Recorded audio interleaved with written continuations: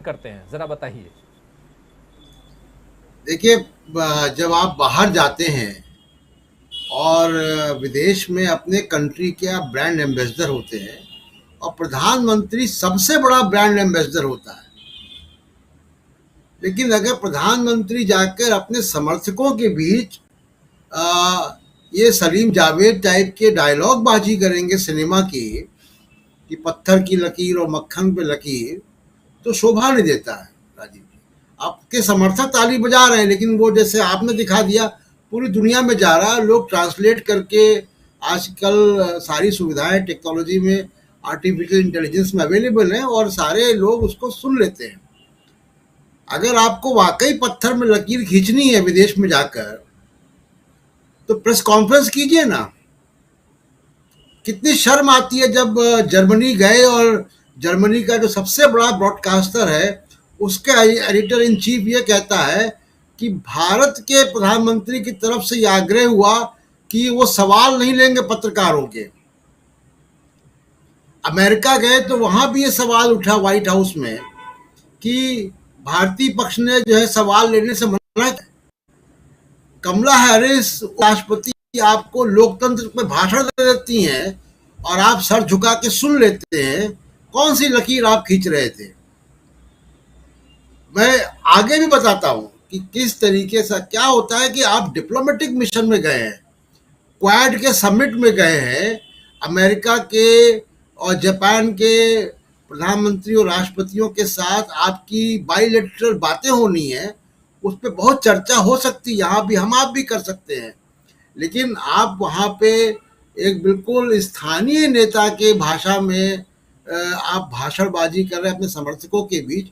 और क्या क्या बोला है, मतलब इसकी जिस भी में जाते हैं, आपको मैं छोटे छोटे एग्जाम्पल बताऊँ। अभी संस्कारों वगैरह की बात कर रहे थे प्रधानमंत्री जी, इन्होंने सियोल में 2015 में बोला, ऐसे ही एनआरआईज के बीच में इकट्ठा करके अपने समर्थकों के बीच में, कि भारत में लोग ये सोचते थे कि पुराने जन्म के पाप किए होंगे जो भारत में पैदा हो गए। चाइना में जाके उन्होंने कहा शंघाई में कि भारतीय कहने में शर्म आती है लोगों को। मुझे तो नहीं ऐसा दिखाई दिया कि भारतीय कहने में शर्म आती है।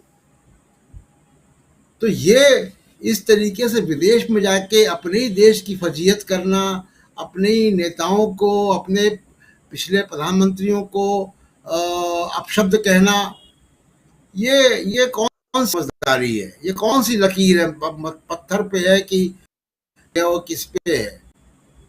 और लकीर तो तब होगी जब आप जवाब दें ना। कल आपकी बाइडेन से मुलाकात होनी है, बहुत सारे इश्यूज उसमें आएंगे। बार बार अमेरिका आपकी डेमोक्रेसी को लेकर सवाल खड़े करता है। आपका ग्लोबल डेमोक्रेसी इंडेक्स में आपको कंट्री ऑफ पर्टिकुलर कंसर्न कहा गया। प्रेस फ्रीडम इंडेक्स 150 में पे है। कौन सी इंटरनेशनल प्राइड, ग्लोबल प्राइड, आप कौन सी बात कर रहे हैं? अगर आपकी जो सबसे बड़ा जो हमारा ब्रांड है दुनिया का, वो डेमोक्रेसी है, उस डेमोक्रेसी को लेकर आपका अपने समर्थकों के बीच में जाके ताली पिटवा लीजिए।